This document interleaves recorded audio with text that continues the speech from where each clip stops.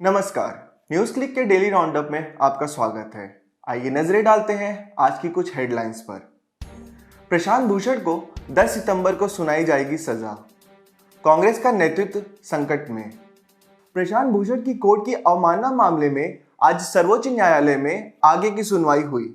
कल प्रशांत भूषण ने एक बयान दायर कर फिर माफी मांगने से मना कर दिया था। इसके बाद कोर्ट ने आज तक के लिए अपना फैसला टाल दिया था। आज कोर्ट ने प्रशांत भूषण की सजा पर अपना फैसला यानी अगली तारीख 10 सितंबर तक सुरक्षित किया। 10 सितंबर को प्रशांत भूषण को सजा सुनाई जाएगी। अटॉर्नी जनरल के वेणुगोपाल ने आज की कार्यवाही में न्यायालय से कहा कि प्रशांत भूषण को सजा नहीं दी जाए और गलती न दोहराने की हिदायत देकर छोड़ दिया जाए। इस पर कोर्ट ने कहा कि लेकिन भूषण को नहीं लगता कि इन्होंने कुछ गलत किया है। इन्होंने कोई भी माफी नहीं मांगी। अगर कोई माने ही नहीं कि उसने गलती की है तो क्या किया जाए। जस्टिस मिश्रा ने कहा कि अगर आपने किसी को दुख पहुंचाया है तो माफी मांगने में क्या बुराई है। कब तक सिस्टम को यह सब झेलना होगा। कुछ ही दिनों में मैं भी रिटायर हो रहा हूं। क्या यह सही होगा कि आप या और कोई मुझ पर भी हमले करना शुरू कर दे। सर्वोच्च न्यायालय ने कहा कि उसे प्रशांत भूषण के किसी और जवाब की उम्मीद थी। न्यायालय ने यह भी कहा कि अपने ट्वीट्स को सही ठहराते हुए भूषण ने जो भी बयान दिया वह पढ़ना काफी दुखद है। 30 साल के तजुर्बे वाले वरिष्ठ वकील को ऐसा नहीं करना चाहिए और बात सिर्फ प्रशांत भूषण की ही नहीं रही, यह एक आम बात भी होती जा रही है। अब देखना यह है कि 10 सितंबर को कोर्ट प्रशांत भूषण को क्या सजा देता है।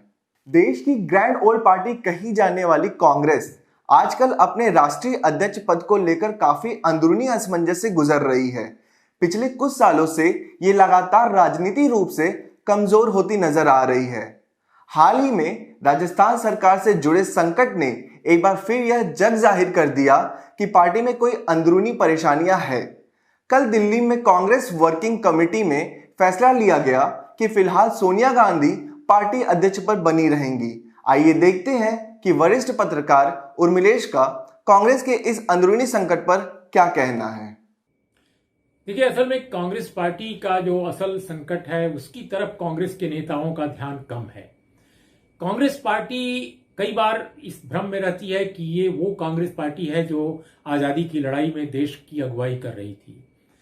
लेकिन मैं एक जर्नलिस्ट के तौर पे जब भी मैं इस कांग्रेस पार्टी को देखता हूं या मैं लंबे समय तक कवर भी करता रहा हूं इसकी गतिविधियों को, तो मुझे वो कभी मैं इतिहास का विद्यार्थी भी रहा हूं, तो मुझे तो कभी ये वो कांग्रेस नहीं लगी।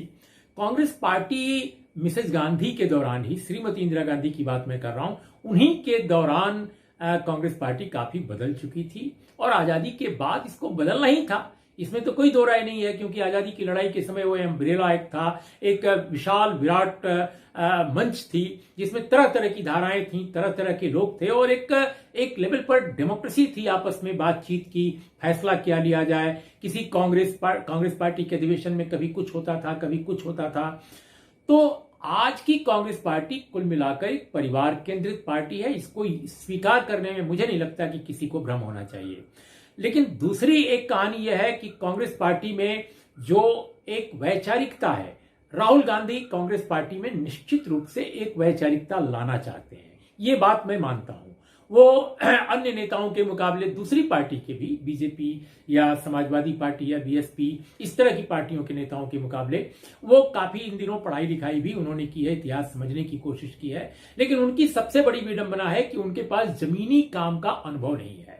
लोगों से संवाद का एक जो शैली होनी चाहिए, कम्युनिकेशन की स्किल जो होनी चाहिए और जो ग्रासरूट लेवल, जमीनी स्तर की जो समझ होनी चाहिए, जो बिल्कुल जिसको हम कहते हैं कि बारीक से बारीक चीजों को जानना, उसकी सख्त कमी है। और जिन नेताओं के पास ये अनुभव है उनको कांग्रेस पार्टी बहुत तरजीह नहीं देती और कांग्रेस पार्टी में ग्रासरूट के ऐसे नेताओं की अब भारी कमी भी हो गई है।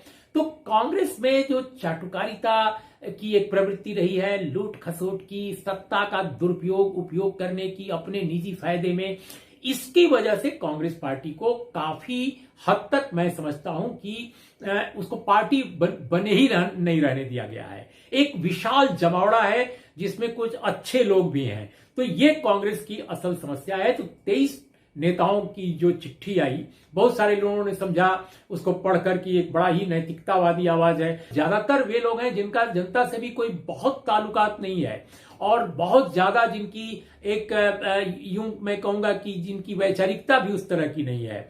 और माना यह जा रहा है कि इसके पीछे ऐसे लोग हैं जो हाल के दिनों में तो राहुल गांधी से बहुत कंफर्टेबल नहीं थे, जबकि सोनिया गांधी के रिजीम में बहुत कंफर्टेबल थे।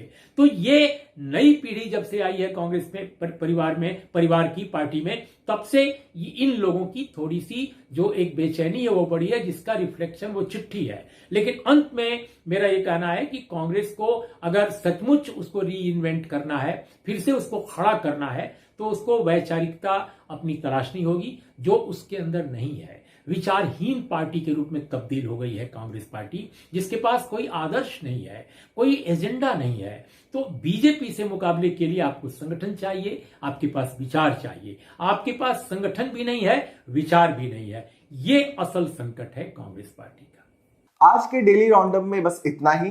न्यूज क्लिक के यूट्यूब चैनल को सब्सक्राइब करें। साथ ही देश और दुनिया की अन्य खबरों के लिए हमारे हिंदी और इंग्लिश वेबसाइट भी जरूर देखें। फेसबुक, इंस्टाग्राम और ट्विटर पर हमें फॉलो करें। न्यूज क्लिक देखने के लिए शुक्रिया।